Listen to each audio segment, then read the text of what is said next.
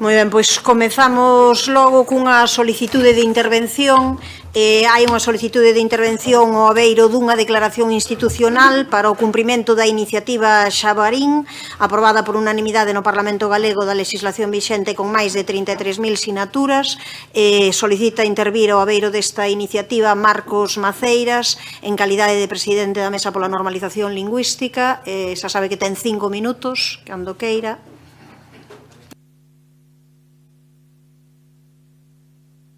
Concelleiras da Corporación Municipal de Santiago de Compostela.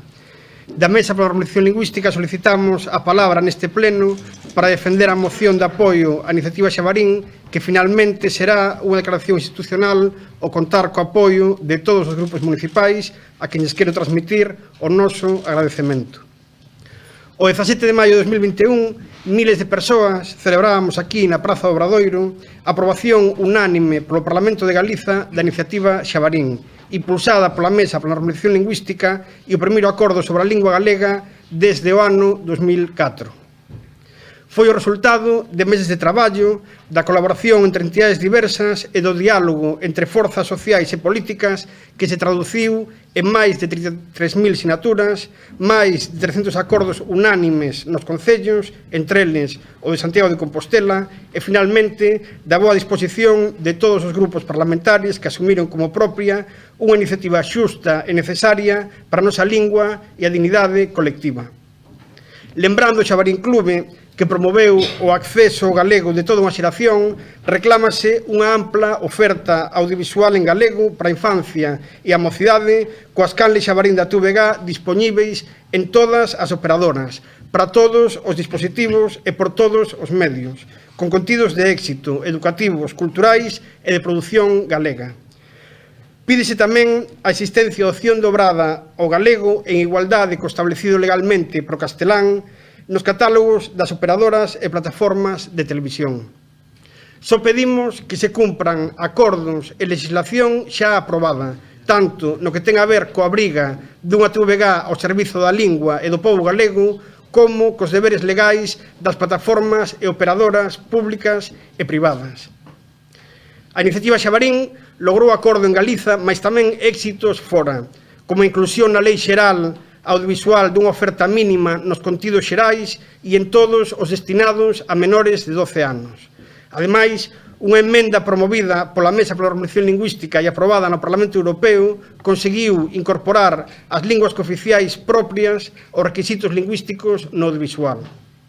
Porén, despois de 2 anos e medio, todo ese traballo realizado aínda non se materializou en accións concretas.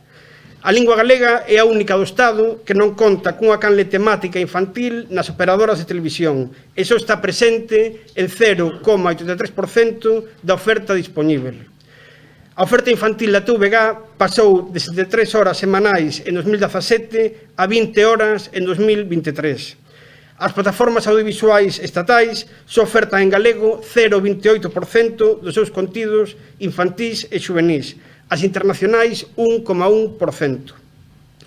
Plataformas públicas como Radio Televisión Española Play só contan con 2 títulos en galego, 0 infantís, mentres a canle pública Clan Televisión non dispón de nada en galego.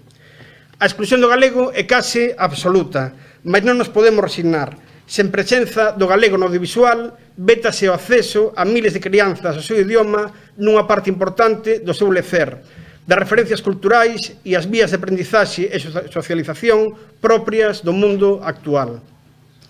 Esta exclusión forzosa do galego contribúe ao seu abandono por quen o fala e impide o mínimo contacto pro coñecemento e o uso futuro de quen non o fai. A insistencia na iniciativa Xabarín demostra que hai vontade social a favor da lingua e da súa disposición en todos os ámbitos, tamén no audiovisual. Só falta activar a vontade política por se executar e cumprir coa palabra dada polas institucións públicas responsáveis. Santiago de Compostela foi, desde a Idade Media, o primeiro foco difusor da lingua galega como lingua literaria e de cultura.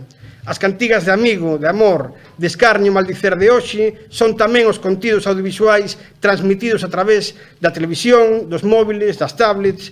Para termos futuro como pobo, é urxente que o galego estea tamén aí.